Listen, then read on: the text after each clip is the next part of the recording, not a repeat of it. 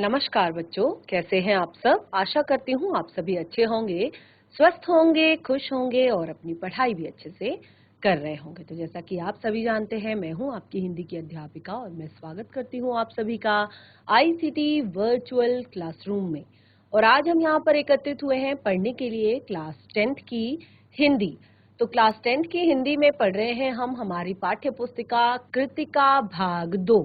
कृतिका भाग 2 जो हमारी पाठ्य पुस्तिका है उसका पाठ 1 हम पढ़ रहे हैं और पाठ का नाम है माता का आंचल। तो आप देख सकते हैं हमने जो चैप्टर है वो पिछले सेशन में ही स्टार्ट कर दिया था और इस चैप्टर में हमने यहाँ पर भोलानाथ जो कि छोटा सा बच्चा है, जो लेखक ने यहाँ पर कहानी के रूप में अपने बचपन की जो घटनाएं हैं उनको दर्शाया है कि किस तरह से उनका अपने पिताजी के साथ एक बॉन्ड था, एक कनेक्शन था। वो सारी चीजें अपने पिताजी के साथ किया करते थे, खेलना, खाना, नहाना, पूजा पाठ करना, और अपनी माँ के साथ उन्होंने कनेक्शन बताया केवल दूध पीने तक का। लेकिन आगे आप जब चैप्टर देखेंगे, जैसे कि पाठ का नाम आप देख रहे हैं माता का आंचल, तो आगे आप देखेंगे किस तरह से और भी चीजें इस पाठ में बताई गई हैं कि जैसे बचपन में बहुत सारे खेल, बहुत सारे अलग अलग तरह की बदमाशियां छोटे छोटे बच्चे करते हैं और बहुत ही ज्यादा वो प्यारे लगते हैं। तो वही यहाँ पर भोलानाथ ने अपने बचपन के बारे में बताया है। और आप जब चैप्टर को पढ़ेंगे, जब आप पाठ को पढ़ेंगे तो आप उसको अपने आप से कनेक्ट कर पाएंगे, अपने आप से जोड़ पाएंगे, क्योंकि जब आप याद करेंगे कि इनके जो बचपन की घटनाएं हैं वो काफी कुछ आपके बचपन की घटनाओं से भी मिलती जुलती हैं। तो बिल्कुल चलते हैं स्मार्ट बोर्ड की तरफ, शुरू करते हैं अपने आज का सेशन। तो सभी बच्चे ध्यान पूर्वक पढ़ेंगे और समझने का प्रयास करेंगे। तो आपने देखा कि किस तरह से यहाँ पर जो भोलानाथ है उन्होंने अपने बचपन की बात, अपने बचपन की जो यादें हैं उनको यहाँ पर बताया है कि किस तरह से वो अपने पिताजी के साथ जाया करते थे, पिताजी के साथ नदी में जाया करते थे। यहाँ वहां पर नदी में जाकर मछलियों को दाना खिलाया करते थे और जब उनके पिताजी वापसी में उनको जो झुके हुए कुछ जो पेड़ होते थे, झुके हुए जो पेड़ होते थे उन पर बिठाकर झूला झुलाया करते थे। और इस तरह से यहाँ पर वो कहते थे कि हम बहुत सारे खेल खेलते थे, छोटे बड़े खेल खेलते थे, यानी कि यहाँ वहाँ पर वो एक रंगमंच बनाते थे और उसमें सरकंडे के खंभों पर कागज का चंदोआ तान मिठाई की दुकान लगाते थे, उसमें चिलम के खोचे पर कपड़े के थालों में ढेले के लड्डू, पत्तों की पूड़ी, कचौड़ियाँ, गीली मिट्टी की जलेबियाँ, फूटे घड़े के टुकड़ों के बतासे आदि मिठाइयाँ बनाते थे। और ठीकरों के बटखरे के जस्ते के छोटे छोटे टुकड़ों से पैसे बनते थे। और कहते हैं कि हम ही लोग खरीदार होते थे और हम ही लोग दुकानदार होते थे। और इस तरह से बापूजी भी 2-4 गोरखपुरिये पैसे खरीद लेते थे। थोड़ी देर में लेखक कहते हैं कि हम मिठाई की दुकान को बंद करके घरोंदा बनाते थे। धूल की मेड़ से दीवारें बनती थी, तिनकों के छप्पर बनते थे, दातून के खंबे और दिया सलाई की पेटियों के किवाड़, घड़े के मोहड़े की चूल्हा चक्की, दिए की कढ़ाई और बापूजी की पूजा वाली आचमनी कलछी बनती थी। पानी का घी, धूल का पिसान और बालू की चीनी से हम लोग जौनार यानी कि भोज या दावत की तैयारी किया करते थे। तभी लोग कहते हैं कि हम ही लोग जौनार करते यानी कि भोजन करते और हम ही लोग जौनार बैठाते थे, हम ही भंडारा करवाते थे और हम ही लोग खाते थे। जब पंगत बैठ जाती तो बाबूजी भी धीरे से आकर पात के अंत में जीमने यानी कि भोजन करने के लिए बैठ जाते थे और उनको बैठते देख हम लोग हंसकर घरोंदा बिगाड़कर भाग जाते थे और वह भी हंसते हंसते लोटपोट हो जाते और कहते, फिर कब भोग होगा भोलानाथ। तो फिर लेखक कहते हैं कि कभी कभी हम लोग बारात का भी जुलूस निकालते थे, कनस्तर का तंबूरा बजता था, अमोले अमोले यानी कि जो आम होता है, जब उसकी गुठली को फेंक दिया जाता है तो उसकी गुठली के अंदर से एक जो हरे कलर का बीज होता है, उसे घिसकर शहनाई बनाई जाती थी और टूटी हुई चूहेदानी की पालकी बनाई जाती थी। हम संधि बनकर बकरे पर चढ़ जाते, और यहाँ पर लेखक कहते कि हम समधी बन जाते और बकरे पर चढ़ जाते। चबूतरे के एक कोने से चलकर बारात दूसरे कोने के दरवाजे में जाकर लगती थी।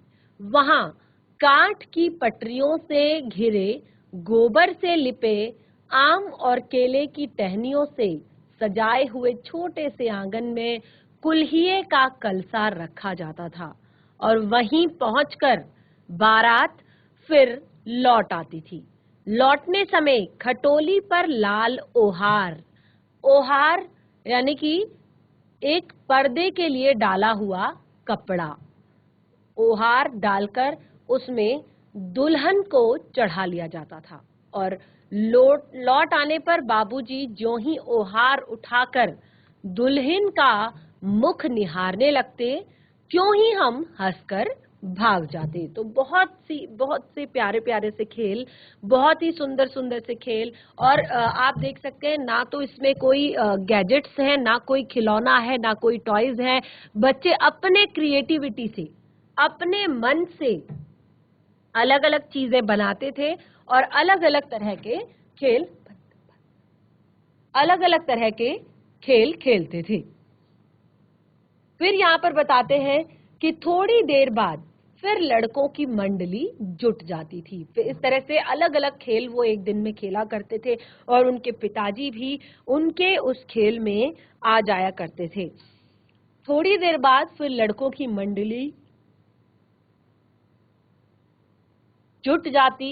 इकट्ठा होते ही, जैसे ही लड़कों की मंडली इकट्ठा होते ही राय जमती कि खेती की जाए। जब वो इकट्ठा हो जाते तो एक राय जमती, एक राय रखी जाती कि खेती की जाए। बस चबूतरे के छोर पर घिरनी गड़ जाती, उसके नीचे की गली कुआं बन जाती और मूंज की बटी हुई पतली रस्सी में एक चक्कर बांधकर घराड़ी पर चढ़ाकर लटका दिया जाता और दो लड़के बैल बनकर मोट खींचने लग जाते। फिर दो लड़के बैल बनते और फिर वो मोट खींचने लग जाते। चबूतरा खेत बन जाता, कंकड़ बीज बन जाते, ठेगा हल और जुआठा बन जाता। बड़ी मेहनत से खेत बोए जाते, जोते जाते और पटाए जाते। फसल तैयार होने में भी देर नहीं लगती थी। हम हाथों हाथ फसल काट लिया करते थे। तो इस तरह के खेल आप लोगों ने भी खेले होंगे अपने बचपन के दिनों में। काटते समय गाते और जब फसल कटती तो उस समय का गीत जो था वो भी बहुत ज्यादा फेमस था। क्या था?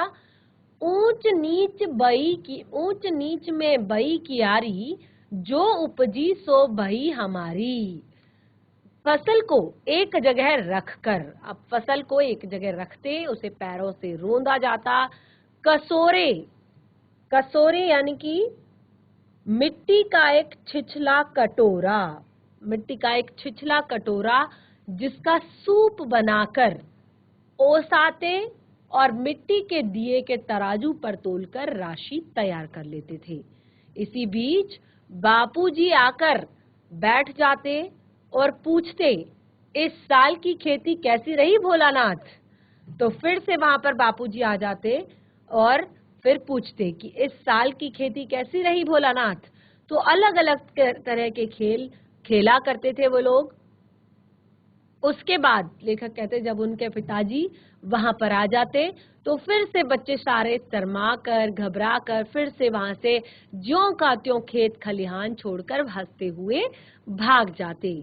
कैसी मौज की खेती थी। उसके बाद लेखक कहते हैं कि ऐसे ऐसे नाटक हम लोग बराबर खेला करते थे। बटोही भी कुछ देर ठिठक कर हम लोगों के तमाशे देख लेते थे। हम ऐसे ऐसे खेल खेलते थे। बटोही यानी कि राहगीर, जो रास्ते में चलने वाले लोग होते हैं, वो क्या करते थे? रुक कर, ठिठक कर यानी कि रुक कर हम लोगों का तमाशा देख लेते थे। जब कभी, लेखक कहते हैं, जब कभी हम लोग दरदरी के मेले में जाने वाले आदमियों का झुंड देख पाते, तब कूद कूद कर चिल्लाते। तो कहते हैं कि जब कभी हम ददरी के मेले में जाने वाले जो आदमी थे, लोग थे, उनका झुंड हम देख लेते तो हम चिल्लाते थे। क्या चिल्लाते थे? चलो भाइयों ददरी, सतु पिसान की मोटरी। अगर किसी दूल्हे के आगे आगे जाती हुई ओहरेदार पालकी देख पाते तो खूब जोर से चिल्लाने लगते। कहते कि अगर जैसे बारात लेकर जो दूल्हा जाता है ना, दुल्हन को लेकर, तो उसके आगे अगर हम ओहरेदार यानी कि पर्दा लगी हुई पालकी अगर देखते तो खूब जोर से चिल्लाते। क्या चिल्लाते थे? रहरी में रहरी, पुरान रहरी, डोला के कन्या हमार महरी। रहरी में रहरी, पुरान रहरी, डोला के कन्या हमार रहरी महरी। तो इस तरह से जोर जोर से वो गीत गाया करते थे। ये एक तुकबंदी उन्होंने यहाँ पर की थी कि रहरी अर्थात अरहर, जो अरहर की दाल होती है उसको रहरी कहा जाता है। तो एक तुकबंदी यहाँ पर की कि रहरी में रहरी, पुरान रहरी, डोला के कन्या हमार महरी, यानी कि जो डोली में जो कन्या बैठी हुई है वो हमारी महरी यानी कि हमारी वाइफ है, हमारी पत्नी है। तो इस तरह से जोर जोर से वो चिल्लाते थे, चिढ़ाया करते थे। इस पर एक बूढ़े वर ने, एक बार की बात बताते हैं कि जब वे इसी तरह से कोई भी बारात जाती थी वहां से तो उसको चिढ़ाया करते थे। तो कहते एक बार एक बूढ़े वर ने, एक बूढ़ा वर जो था वो बूढ़ा था क्योंकि उस समय पर ऐसा होता था कि काफी अधेड़ उम्र के लोगों की भी शादी की जाती थी और उनकी शादी बहुत कम उम्र की लड़कियों से कर दी जाती थी। तो इस तरह से एक बूढ़े ने, लेखक कहते हैं कि हम लोगों को बड़ी दूर तक खदेड़ कर ढेलों से मारा था, उस खसूट खबीस की सूरत हमें आज तक याद है। लेखक कहते हैं कि उसकी जो सूरत थी वो हमें आज भी याद है, क्योंकि इसी तरह वो चिल्ला रहे थे, रहरी में रहरी, पुरान रहरी, डोला के कन्या हमार महरी। न जाने किस ससुर ने वैसा जमाई ढूंढ निकाला था। लेखक कहते हैं कि उस खसूट की और उस खबीस की बहुत ही अजीब सी उसकी शकल सूरत थी। बहुत बड़ा खबीस यानी कि बहुत लंबा चौड़ा, हट्टा कट्टा, मोटा तगड़ा था। और वो कहते हैं कि उसकी सूरत हमें आज भी याद है और न जाने किस ससुर ने वैसा जमाई अपनी बेटी के लिए ढूंढ निकाला होगा। वैसा घोड़ा मुआ आदमी हमने कभी नहीं देखा। तो लेखक कहते हैं कि हमने ऐसा घोड़ा मुआ यानी कि इतना खतरनाक, इतना अजीब मुंह वाला हमने आदमी कभी नहीं देखा। आम की फसल में कभी कभी खूब आंधी आती है। जब गर्मियों के दिन होते हैं तो आंधी का समय होता है। गर्मियों में जब आपने देखा होगा कि आंधी आती है, तूफान आता है, और खास तौर पे उस समय जब आम में बोर आई हुई होती है या आम छोटे छोटे अंबिया उन पे लग गई होती है, तो कहते हैं आम की फसल में कभी कभी खूब आंधी आती है। आंधी के कुछ दूर निकल जाने पर हम लोग बाग की तरफ दौड़ते हैं, यानी कि जो बगीचा है, क्योंकि उस आंधी में बहुत सारी जो अम्मियां हैं वो गिर चुकी हैं और वहां से चुन चुन कर घुले घुले गोपी आम चबाते थे। वहां जाते हैं और जो छोटे छोटी जो अम्बिया हैं वो नीचे जो गिर गई है तूफान से, उनको चबाया करते थे। तो लेखक कहते हैं एक दिन की बात है, आंधी आई और पट गई। एक दिन की बात है, आंधी आई और पट गई। आंधी आई और चली गई। आकाश काले बादलों से ढक गया। जो आकाश था, आसमान था, काले बादलों से ढक गया। मेघ गरजने लगे, यानी कि जो बादल हैं वो गरजने लगे। बिजली कौंधने लगी, बिजली चमकने लगी। ठंडी हवाएं सनसनाने लगी। पेड़ झूमने लगे और जमीन को चूमने लगे। यानी कि बहुत तेज आंधी आई और साथ ही बिजली भी चमकने लगी, बादल गरजने लगे। और लेखक कहते कि हम लोग इस बात पर चिल्ला उठे। क्या चिल्लाए? एक पैसा की लाई, बाजार में छितराई। एक पैसा की लाई, बाजार में छितराई। बरखा उधरे, बिलाई, बरखा उधरे बिलाई। तो यहाँ पे लेखक कहते हैं इससे ना तो बरखा रुकी और भी मूसलधार पानी आने लगा और हम लोग पेड़ों की जड़ों में धड़ से सट गए, जैसे कुत्ते के कान में अटई। अटई यानी कि एक तरह का कीड़ा होता है जो कुत्ते के कान में या गाय भैंसों के जो जानवर होते हैं उनके कानों पर चिपके हुए होते हैं। तो लेखक कहते हैं कि इस तरह का जब मौसम बन गया तो हम बहुत ज्यादा डर गए। तो डरने पे हमने पहले तो चिल्लाया कि 1 पैसा की लाई, बाजार में छितराई, बरखा उधरे बिलाई।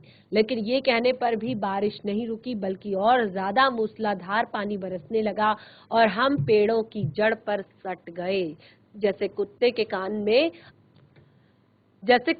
कान में अटई चिपक जाती है, मगर बरखा जमी नहीं, थम गई। मगर वर्षा जमी नहीं, थम गई। बरखा बंद होते ही, जैसे ही बारिश हुई, अब बाग में बहुत सारे बिच्छू नजर आने लगे और लेखक कहते हैं कि हम लोग वहां से डर कर भाग गए। हमें बहुत डर लगा जब बिच्छू निकल आए और जब हम लोगों में बैजू जो लड़का है वो बड़ा ढीठ था।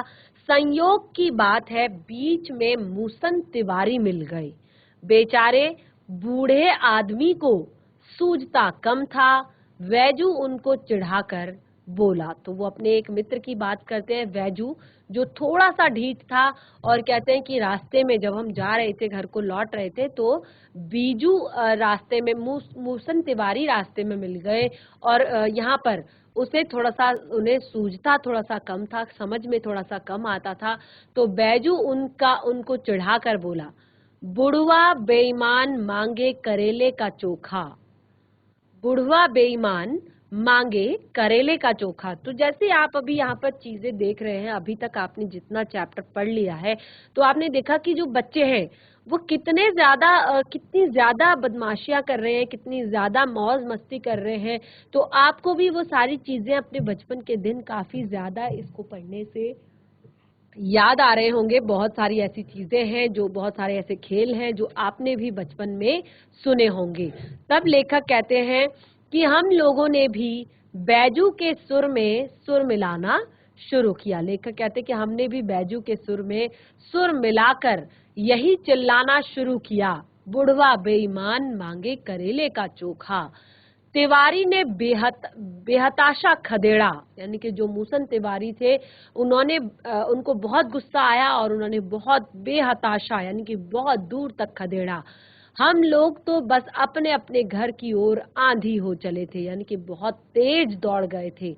जब हम लोग न मिल सके तब तिवारी जी सीधे पाठशाला चले गए। तो लेखक कहते हैं कि हम इतनी जोर से भागे, इतनी तेज दौड़े कि आंधी की तरह हम अपने अपने घरों में घुस गए और जब हम मूसन तिवारी को नहीं मिल पाए तब वो सीधे जाकर पाठशाला में चले गए। वहां से हमको और बैजू को पकड़ लाने के लिए चार लड़के गिरफ्तारी वारंट लेकर छूटे। गिरफ्तारी वारंट यानी कि उनको पकड़ कर लाने का आदेश हुआ कि इनको पकड़ कर लाया जाए। और इधर जो ही हम घर पहुंचे, तो लेखक कहते हैं इधर जैसे ही हम घर पहुंचे त्यों ही गुरुजी के सिपाही हम पर टूट पड़े। बैजू तो 9-2-11 हो गया और हम पकड़े गए। लेखक कहते कि बैजू वहां से भी भाग गया, लेकिन हम पकड़े गए। फिर गुरुजी ने हमारी खूब खबर ली। बाबूजी ने ये सारा हाल सुना, वह दौड़े पाठशाला आए, गोद में उठाकर हमें पुचकारने और फुसलाने लगे। पर हम दुलारने से चुप होने वाले लड़के नहीं थे। रोते रोते उनका कंधा आंसुओं से तर कर दिया, क्योंकि उनके पिताजी ने उन्हें बहुत ज्यादा सर पर चढ़ाया हुआ था, बहुत ज्यादा उन्हें लाड़ प्यार प्रेम करते थे। और जब उनको टीचर से डांट पड़ी, उनको स्कूल में डांट पड़ी, तो उनके पिताजी आए और उन्होंने उनको पुचकारना, फुसलाना, बहलाना, दुलारना शुरू कर दिया। तो और लेखक कहते हैं लेकिन हम उनके इस दुलार से चुप होने वाले नहीं थे, क्योंकि हम तो हमने तो रोते रोते उनका कंधा आंसुओं से तर कर दिया और वह गुरु जी की चिचोरी, गुरु जी की चिरोरी, वह गुरु जी की चिरोरी यानी कि दीनता पूर्ण की गई विनती, दीनता से की जाने वाली प्रार्थना करके हमें घर ले गए। उन्होंने गुरु जी की चिरोरी की यानी कि बहुत दीनता पूर्वक गुरु जी से विनती की और हमको छुड़ाकर घर ले गए। लेखक कहते हैं फिर रास्ते में हमें लड़कों का झुंड मिला, यानी कि जब इतनी बड़ी बदमाशी उन्होंने की थी तो जब उनको छुड़ा करके घर ले जा रहे थे तो वो कहते हैं कि उन्होंने उनको रास्ते में फिर से उनके जो साथी थे, बाकी जो साथी थे, उनका झुंड मिल गया और वे जोर से नाचते गाते हुए आ रहे थे। क्या गा रहे थे? माई पकाई गरर गरर पुआ, हम खाइब पुआ न खेलब जुआ। तो इस तरह से वे गाना गुनगुनाते हुए आ रहा था उनके दोस्तों का झुंड। माई पकाई गरर गरर पुआ, हम खाइब पुआ न खेलब जुआ। तो कहते हैं फिर क्या था, हम रोना धोना भूल गए। हम हट करके बाबूजी की गोद से उतर कर पेड़ और लड़कों की मंडली में मिलकर वही ताल और वही सुर अलापने लगे। तब तक सब लड़के सामने वाले मकई के खेत में दौड़ पड़े। उसमें चिड़ियों का झुंड चर रहा था। अब वे दौड़ दौड़ कर उन्हें पकड़ने लगे, पर एक भी हाथ नहीं आई। हम खेत से अलग ही खड़े होकर गा रहे थे। तो लेखक कहते हैं कि जब देखा उन्होंने कि बहुत दूर तक वो इस तरह के गाने को गाते हुए आगे बढ़ गए और रास्ते में उन्होंने देखा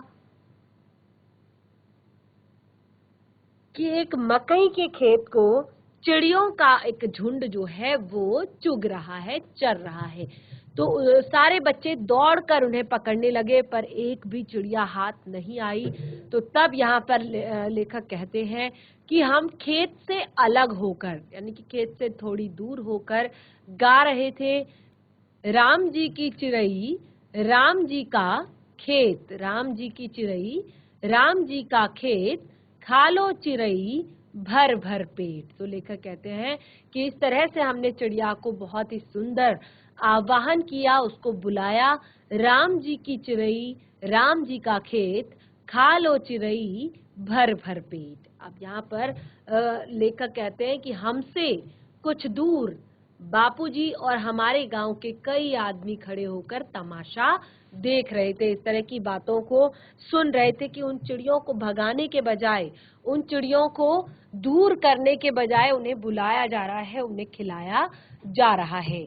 और यही कहकर हंसते थे कि चिड़िया की जान जाए, लड़कों का खिलौना। सचमुच लड़के और बंदर पराई पीर नहीं समझते। तो यहाँ पर खेतों में दौड़ा करते थे, खेतों में दौड़ते हुए जाया करते थे उन चिड़ियों को पकड़ने के लिए। तो यहाँ पर वो कहते हैं कि सचमुच लड़के और बंदर, चाहे उनकी जान चली जाए, लेकिन ये बच्चों के लिए खिलौना है, लड़कों के लिए ये खिलौना है, क्योंकि लड़के और बंदर पराई पीर नहीं समझते, दूसरों के दर्द को नहीं समझते। तो ये कहा गया है। अब यहाँ पर फिर से शुरू करते हैं आगे का जो हमारा टॉपिक है। एक टीले पर जाकर हम लोग चूहों के बिल में पानी उलीचने लगे। तो देखिए कितनी सारी बदमाशियां यहाँ पर कर रहे हैं लेखक और उनके मित्र। कहते हैं कि एक टीले पर जाकर हम लोग चूहों के बिल से पानी उलीचने लगे यानी कि उलटने लगे, पलटने लगे। पानी को नीचे से ऊपर फेंकना था। हम सब थक गए। तब तक गणेश जी के चूहे की रक्षा के लिए शिव जी का सांप निकल आया। जो कहानी है वो यहीं पर से बहुत ज्यादा इंटरेस्टिंग है, बहुत ही ज्यादा अच्छी है, तो आप इसको ध्यान पूर्वक समझने का प्रयास करेंगे। तो जब लेखक कहते हैं कि टीले पर जाकर हमने चूहों के बिल से पानी उलीचना शुरू किया और पानी को हमने नीचे से ऊपर फेंकना था, और जब हम इस काम में सब थक गए तब तक गणेश जी के चूहे की रक्षा करने के लिए शिव जी का सांप निकल आया, यानी कि उस बिल से सांप निकल आया। तो कहते हैं हम रोते चिल्लाते बेहताशा भागे, कोई औंधा गिरा, कोई अंटाचिट, किसी का सर फूटा, किसी के दांत टूटे, सभी गिरते पड़ते भागे और सभी की देहें लहू लुहान हो चुकी थी। लहू लुहान यानी कि खून से लथपथ हो गई थी, क्योंकि बच्चों ने जब देखा, क्योंकि बच्चों ने बिल्कुल भी ऐसा सोचा नहीं था, इमेजिन भी नहीं किया था कि ऐसा करने से उन्हें इतनी बड़ी मुसीबत उनके पास आ सकती है, इतनी बड़ी मुसीबत से उनको लड़ना पड़ सकता है। तो यहाँ पर लेखक कहते हैं कि जब सांप उन्होंने देखा तो वो सभी रोते हुए चिल्लाते हुए बेहताशा भागे, यानी कि बहुत तेज भागे।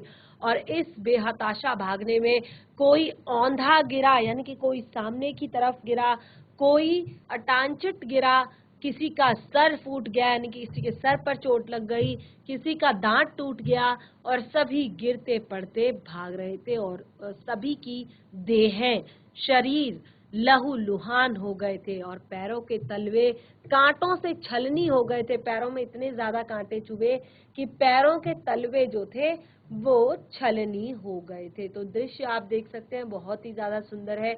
बच्चे जो जंगल है, जंगल के बीचों बीच जो स्थान है वहां पर खेल रहे हैं, कूद रहे हैं, चिड़ियों के साथ खेल रहे हैं। हरे हरी बागवानी वहां पर हो रखी है, हरे हरे खेत वहां पर है। तो बच्चे बहुत ज्यादा खुश नजर आ रहे हैं। लेकिन अचानक से जब वहां पर ऐसी कंडीशन में जब अचानक वहां पर सांप निकल आता है, जब बच्चे बहुत ज्यादा खुश हैं, बच्चे खेल रहे हैं, क्योंकि उन्होंने बिल्कुल भी एक्सपेक्ट नहीं किया है कि ऐसा हो सकता है, तो अचानक जब वहां सांप आ जाता है तो वो बेहताशा भागते हैं, बहुत तेजी से भागते हैं और इसमें कईयों को चोट लग जाती है और कईयों के सिर पर चोट लग जाती है, कईयों के कमर में चोट लग जाती है, कईयों के हाथ में चोट लग जाती है, कईयों के दांत टूट जाते हैं। और लेखक कहते हैं कि हमारी भी सारी देह यानी कि सारा शरीर लहू लुहान हो चुका था, पैरों के तलवे कांटों से छलनी हो गए थे। आगे कहते हैं एक सुर से दौड़ते हुए, यानी कि किसी ने भी बीच में ब्रेक नहीं लिया, कोई भी एक सेकंड के लिए भी वहां पर नहीं रुका, क्योंकि उन्होंने देखा था कि सांप उनके पीछे पड़ा हुआ है। तो जब उस समय लेखक जब घर में घुसे तो उस समय बाबूजी बैठक के ओसारे पर बैठकर हुक्का गुड़गुड़ा रहे थे। उन्होंने हमें बहुत पुकारा, पर उनकी सुनी करके हम दौड़ते हुए मैया के पास चले गए। जब बहुत बड़ी मुसीबत, देखिए हम अपनी फैमिली में किसी से भी कितना भी प्यार कर लें, किसी को भी कितना भी ज्यादा अपना मान लें, लेकिन जो एक कनेक्शन होता है माता और बच्चे के बीच का कनेक्शन, माता और बच्चे के बीच का जब कनेक्शन होता है कि जब बच्चे के ऊपर कोई भी मुसीबत आती है, कोई भी परेशानी आती है, कोई भी दिक्कत उसे होती है, तो सबसे पहले तो वो अपनी माँ को अपने पास चाहता है, अपनी माँ को अपने पास बैठाना चाहता है। लेकिन यहाँ पर क्या हुआ कि जब लेखक के पीछे सांप पड़ गया था, लेखक और उनके मित्रों के पीछे, तो उस समय लेखक ने दौड़ते हुए अपनी माँ के पास चले गए और जाकर उनकी गोद में शरण ले ली।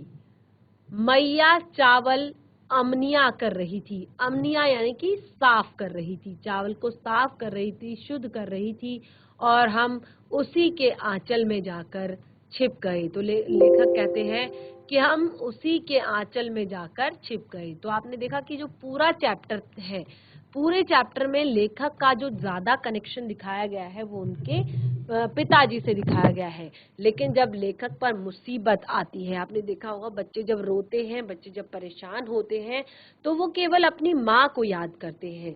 तो इस तरह से लेखक को भी जब आप आज बहुत बड़ी मुसीबत यहाँ पर आ गई है, तो वो भी जाकर अपनी माता के आंचल में छिप गए हैं।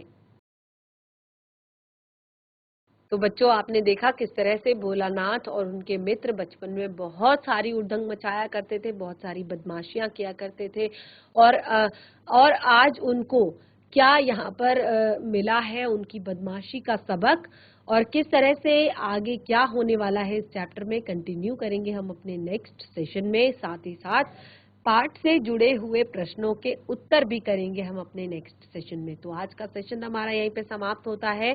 जो भी आज पढ़ाया है उसको घर पर जरूर रिवाइज करें। तब तक के लिए धन्यवाद। आपका दिन शुभ हो।